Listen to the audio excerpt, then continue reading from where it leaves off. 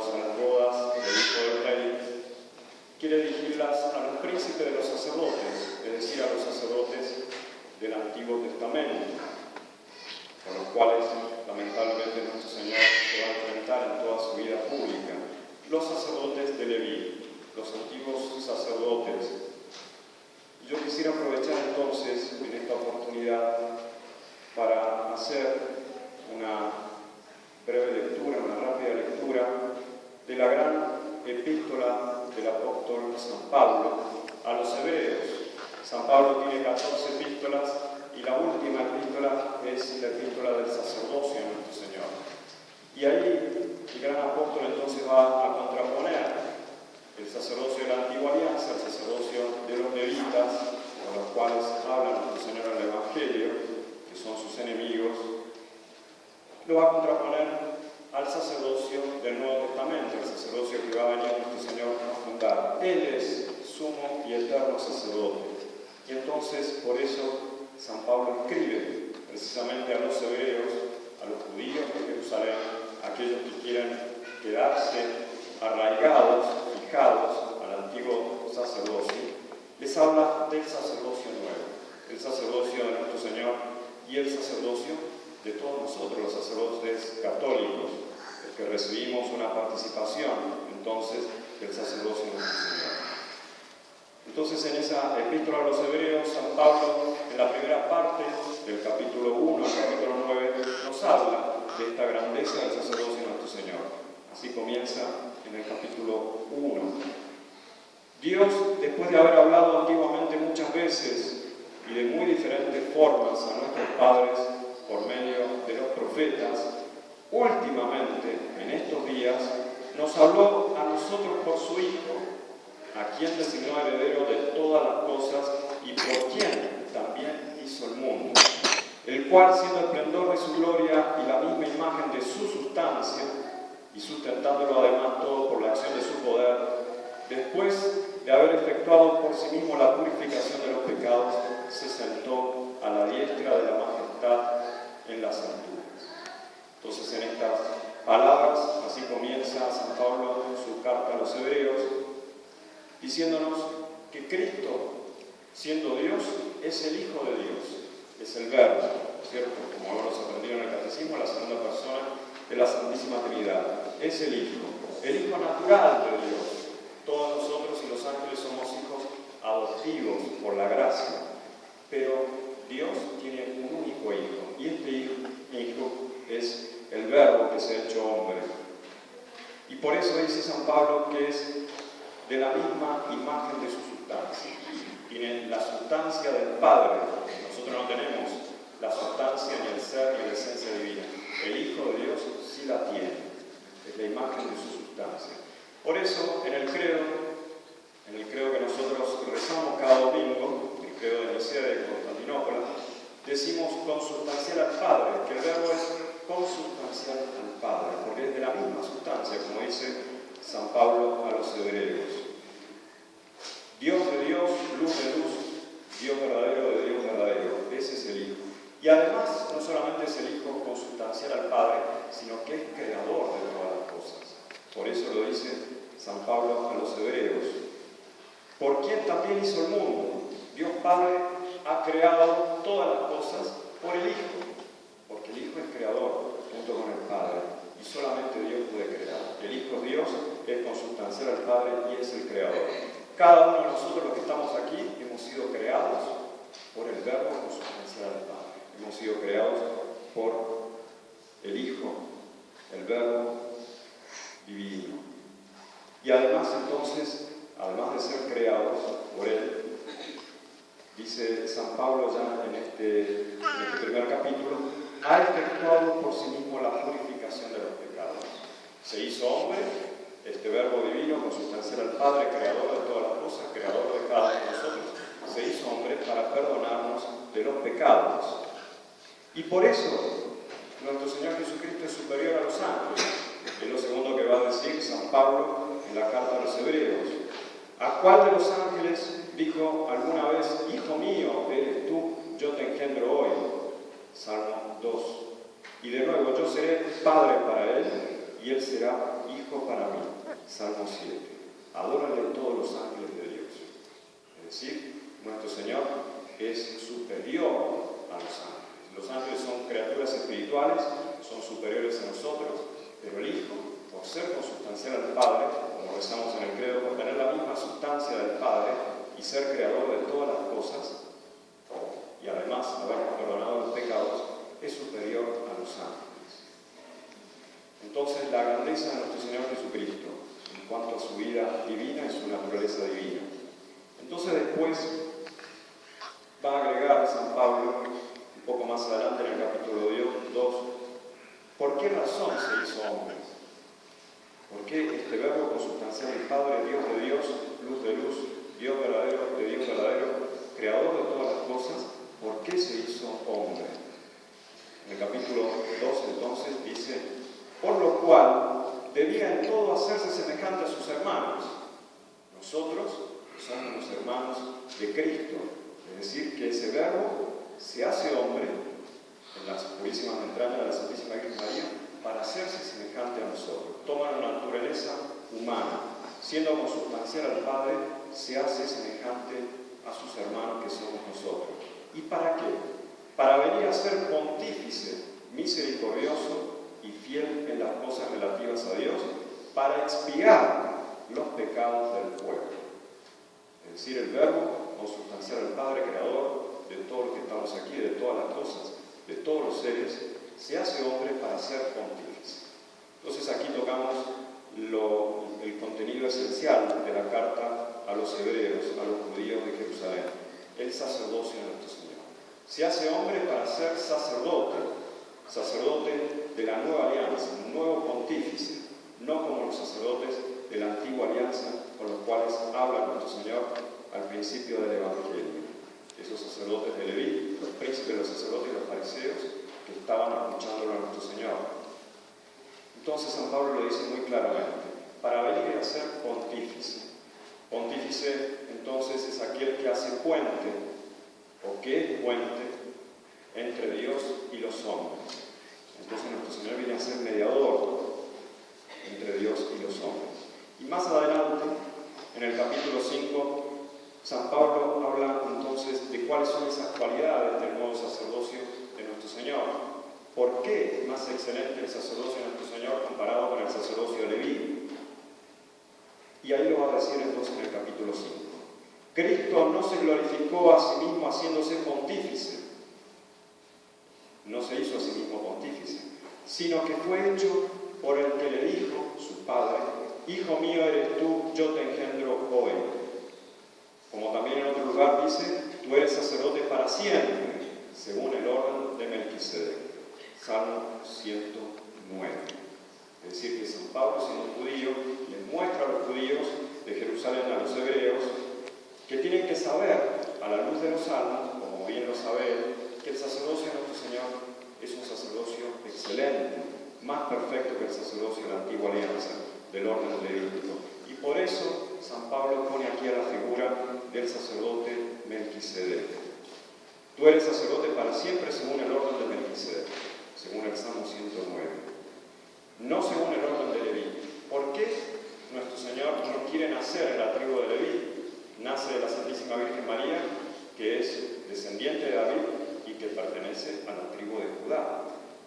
Precisamente porque la tribu de Leví, como ustedes bien saben, era una de esas 12 tribus de descendientes de Jacob, de Israel, que Dios elige para ser la tribu sacerdotal.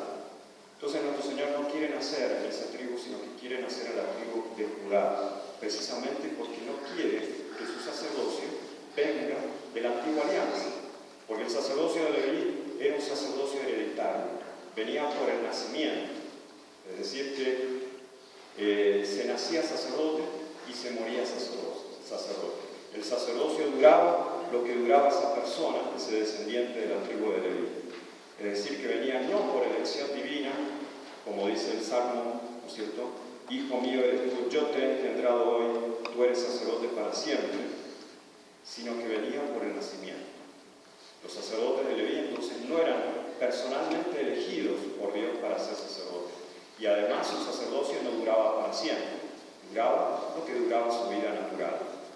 Entonces, por eso, simplemente ese sacerdocio de la antigua alianza, el sacerdocio de Leví, el sacerdocio que venía desde Aarón, era una figura imperfecta del sacerdocio de nuestro Señor Jesucristo, que es un sacerdocio para siempre, que no va a tener fin, porque lo ha elegido su Padre y lo ha ungido no con un óleo material, sino con la divinidad misma, en las purísimas entrañas de la Santísima Virgen María, viene a ser ese óleo divino que consagra la humanidad de nuestro Señor y lo unge sacerdote. Por eso con juramento lo dice: Hijo mío eres tú, yo te engendro hoy, yo te hago sacerdote hoy, según el orden de Melquisedec para siempre. Entonces, más adelante, San Pablo dice quién era este Melquisedec. En el capítulo 7, en efecto, este Melquisedec, rey de Salem, sacerdote del Altísimo Dios, es el que salió al encuentro de Abraham cuando éste volvía de la derrota de los reyes, y después de haberlo bendecido Melquisedec, a quien también Abraham distribuyó una 10ª parte de todas las cosas. En primer lugar, porque se interpreta su nombre Rey de Justicia y también Rey de Salem, Rey de Paz.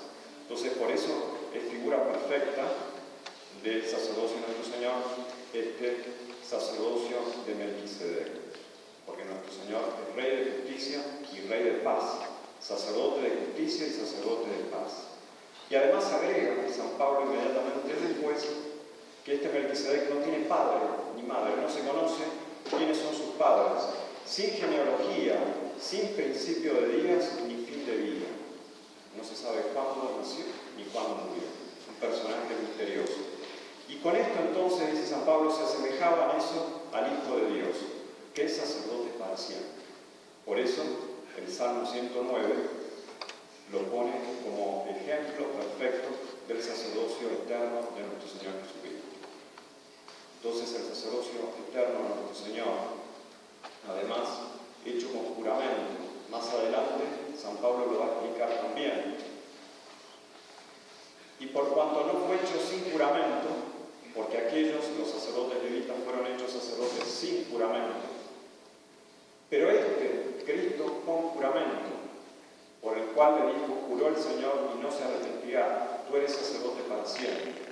De tanto mejor y más excelente testamento fue fiador Jesús. Entonces, el nuevo sacerdocio es con juramento. Cada uno de los sacerdotes de la nueva alianza, de la Iglesia Católica, el verdadero sacerdocio, han sido ordenados sacerdotes con juramento. No solamente por una elección divina, nuestro Señor nos ha elegido, no como el sacerdocio levítico, que es por nacimiento, sin elección, sino además con un juramento. Cada uno de los sacerdotes de la Iglesia Católica, cada uno de nosotros, somos elegidos y somos consagrados sacerdotes, ordenados sacerdotes con juramento, y para siempre, no como el sacerdocio de la antigua alianza. Entonces, por eso, para terminar, un poquito más adelante, San Pablo dice que el sacerdocio de nuestro Señor tiene una eficacia infinita, porque ese sacrificio que hace nuestro Señor es el sacrificio de su propia sangre, la sangre de Dios, la sangre de este verbo, como decía al principio, que es consustancial al Padre. No es cualquier sangre, no es la sangre de un puro hombre, es la sangre del Dios hecho hombre, que es la impronta de la sustancia divina y que lo ha creado todo y que es superior a los ángeles. Entonces, ese sacrificio, en el capítulo 10 del Epístola de los Hebreos, dice San Pablo que es perfectísimo. Pero Cristo, instituido pontífice de los bienes futuros, a causa del tabernáculo más excelente y más perfecto, que es su propio cuerpo, no hecho de manos, es decir, no de esta creación, y no por la sangre de machos cabríos ni de becerros, sino por su propia sangre, entró de una vez para siempre en el santuario celeste, después de haber conseguido nuestra eterna redención. La eficacia del sacerdocio de Cristo, entonces, del Nuevo Testamento, el sacerdocio sacramental de la Iglesia Católica, es que nos consigue una redención eterna. El sacerdocio de la antigua alianza no podía salvar a las almas. Y por eso nuestro Señor, en el Evangelio de hoy, se dirige a los príncipes de los sacerdotes y le dicen eso, le dice precisamente eso. Ellos no quieren aceptar la invitación a las bodas. Ellos no quieren ir, no quieren acudir, porque su sacerdocio entonces es imperfecto. Ellos se quieren quedar en ese sacerdocio y no quieren aceptar el sacerdocio de la nueva alianza. El sacrificio de nuestro Señor entonces no es un sacrificio de sangre de animales, sino que es el sacrificio de su propia sangre, la sangre divina, que nos puede conseguir una redención eterna. Por eso, dice San Pablo, por ser imposible que la sangre de toros y de machos cabríos borre los pecados. Imagínense si nuestro Señor no hubiera instituido el nuevo sacerdocio, ¿qué eficacia tendrían esos sacrificios de animales, el sacrificio de la antigua alianza? Seguiríamos haciendo sacrificios que no pueden borrar los pecados. Sería lamentable. Por lo cual, al entrar en el mundo dice, sacrificio y ofrenda no quisiste, en cambio me preparaste un cuerpo. Holocaustos, además por el pecado no aceptaste. Entonces dije yo, he aquí que he venido. En el rollo del libro está escrito de mí para hacer, oh Dios, tu voluntad. Salmo 39. Entonces esta voluntad de nuestro Señor de ser víctima para el perdón de los pecados. Me has dado tu cuerpo, Padre, para que mi sangre entonces borre los pecados de mi pueblo. Esa es la voluntad que tiene nuestro Señor, y por eso nuestro Señor instituye este nuevo sacerdocio y este nuevo sacrificio que es el que tenemos nosotros. No tenemos el sacrificio de la antigua alianza, gracias a Dios. Esos sacrificios de la antigua alianza no podían borrar los pecados. Tenemos la Santa Misa, que es el mismo sacrificio del Viernes Santo, el sacrificio del nuevo sacerdocio, que puede borrar los pecados, que puede limpiar nuestras almas y conseguirnos una redención eterna, como dice San Pablo. Lamentablemente, hoy en día, esos mismos príncipes de los sacerdotes y los fariseos, esos mismos judíos a los cuales escribe San Pablo, que negaron la divinidad de nuestro Señor y no quieren aceptar el sacerdocio de Cristo, lo siguen rechazando. Hoy en día siguen rechazando no solamente la divinidad de nuestro Señor, sino el único sacerdocio que puede salvarles el alma. Entonces tenemos que rezar por estas pobres almas y por toda la humanidad para que pueda conseguir los frutos de este sacerdocio de nuestro Señor, que sean invitados a las bodas y que no rechacen estas bodas sacerdotales a las cuales todos estamos invitados. Entonces vamos a pedirle a nuestro Señor que nos dé muchas familias católicas, como nos pide nuestro fundador, nuestro superior, el señor Pérez, para que entonces en esas familias católicas podamos tener la continuidad de este sacerdocio eterno a nuestro Señor. Entonces que Dios elija en medio de nuestras familias y con juramento consagre nuevos sacerdotes, ordene nuevos sacerdotes. Que así sea, en nombre del Padre, y del Espíritu Santo.